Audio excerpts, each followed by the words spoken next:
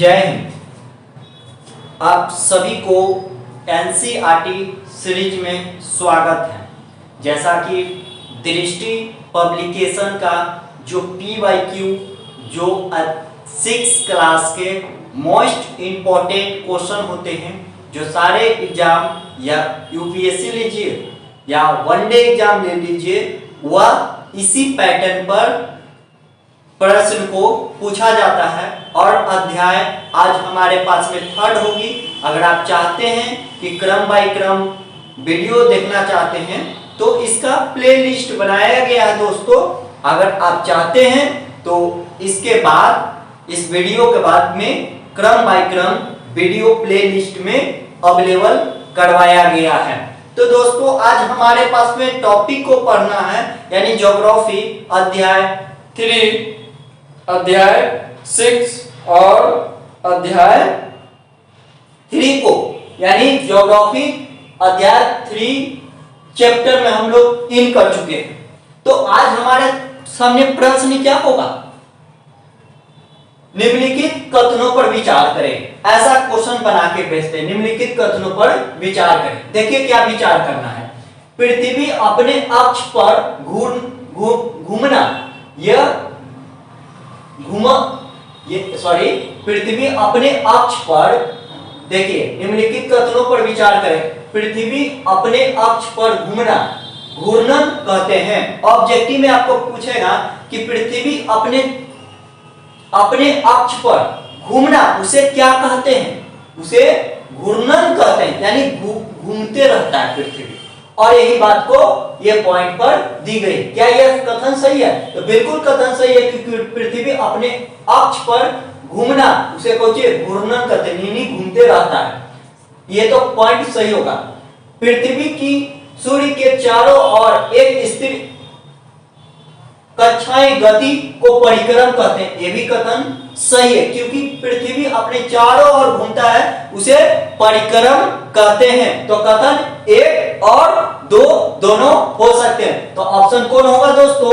Option B number सही होगा, यानी कथन 1 और कथन 2 सही है। अब देखिए क्वेश्चन आपका वनडे एग्जाम में कैसे पूछा जाएगा कि पृथ्वी अपने अक्ष पर घूमता है, उसे कौची कहते हैं?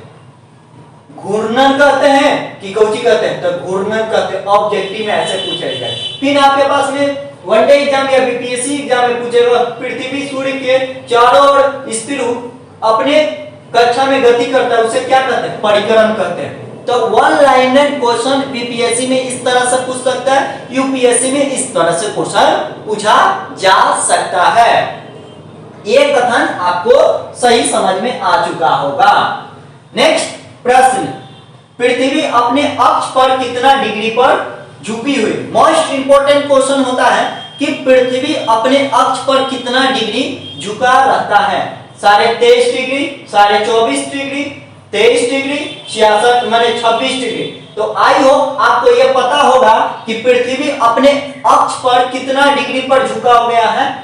23.5 डिग्री पर झुका है। कई वनडे एग्जाम में यह प्रश्न पूछ चुका है कि पृथ्वी अपने अक्ष पर कितनी डिग्री मतलब कितनी पर है। तो कोचों का ऑप्शन 23.5 डिग्री पर झुकी हुई है। तो आई होप आपको यह समझ में आ चुका होगा। नेक्स्ट क्वेश्चन, प्रदीप्त वृत्त किसे कहते हैं? मोस्ट मान लीजिए VVI क्वेश्चन, प्रदीप्त वृत्त किसे कहते हैं?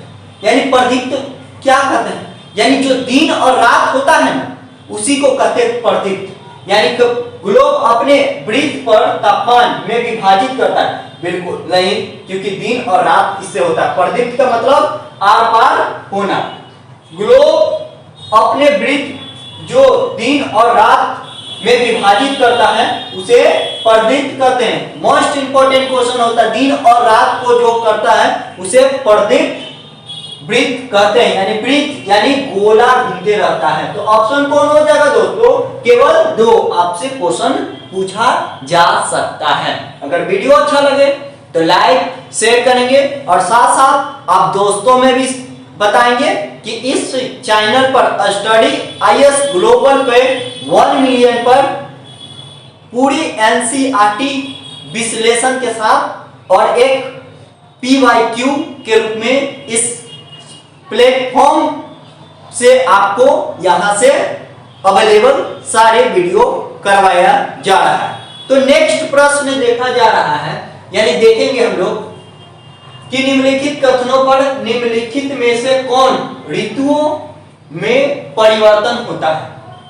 अगर ये क्वेश्चन आ गया कि निम्नलिखित में कौन सा ऋतुओं में परिवर्तन करता है, मोस्ट इंपोर्टेंट क्वेश्चन, किसके कारण, ऋतुओं और कारण क्या है।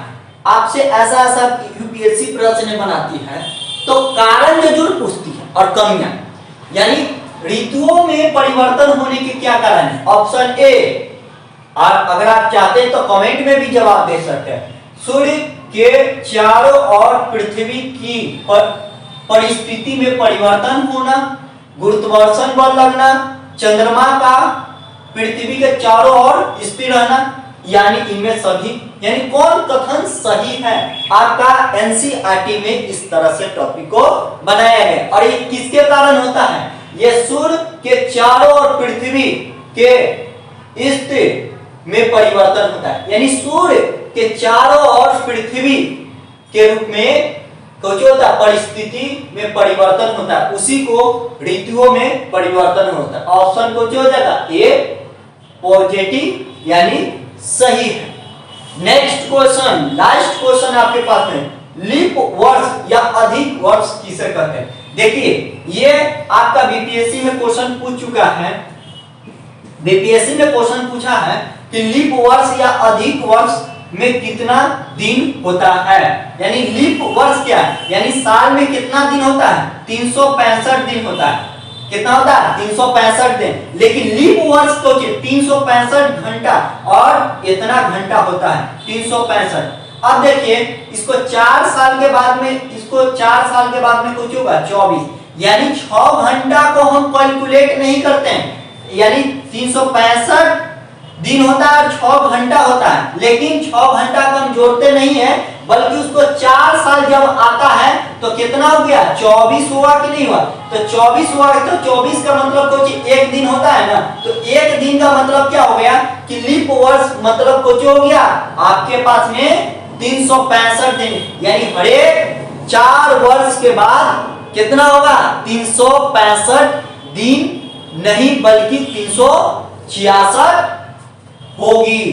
ये आपको मोस्ट इंपोर्टेंट क्वेश्चन बनता है और सारे प्रतियोगिता एग्जाम में पूछा जाता है। तो आई होप आपको अध्याय